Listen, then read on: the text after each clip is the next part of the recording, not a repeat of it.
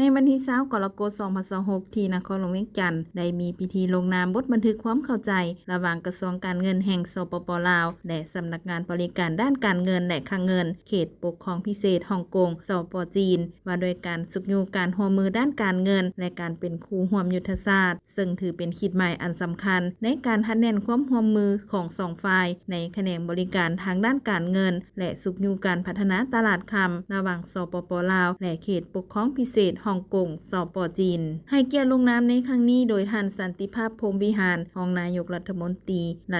รีกระทรวงการเงินและท่านคริสโตเฟอร์ฮุยรัฐมนตรีสำนักงานบริการด้านการเงินและคลังเงินเขตปกครองพิเศษฮ่องกงสปป.จีนโดยมีรองรัฐมนตรีกระทรวงอุตสาหกรรมและการค้ารองผู้ว่าการธนาคารแห่งสปป.ลาวและผู้อำนวยการใหญ่ธนาคารคำลาวพร้อมด้วยบรรดาท่านหัวหน้ากรมอ้อมข้างกระทรวงการเงินและภาคส่วนที่เกี่ยวข้องต่างหน้าจาก2รัฐบาลเข้าร่วมจากนั้นก็ได้มีพิธีลงนามบทบันทึกความเข้าใจ2ฉบับว่าโดยการเป็นคู่ร่วมยุทธศาสตร์ซึ่งบทบันทึกความเข้าใจ2ฉบับนี้ได้แสดงให้เห็นถึงความมุ่งมั่นร่วมกันของ2รัฐบาลในการลงเลิกการร่วมมือด้านการบริการทางด้านการเงินพร้อมทั้งส่งเสริมการพัฒนาตลาดคำที่มีประสิทธิภาพมีความโปร่งใสและสามารถเชื่อมโยงกับสากลนอกนั้นยังได้กำหนดขอบการร่วมมือในหลายโครงเขตเป็นต้นแม่นการอำนวยความสะดวกทางด้านตลาดคำการเชื่อมโยงตลาดการเงินการพัฒนาบุคลากรและการหันเป็นทันสมัยร่วมมือด้านระเบียบการ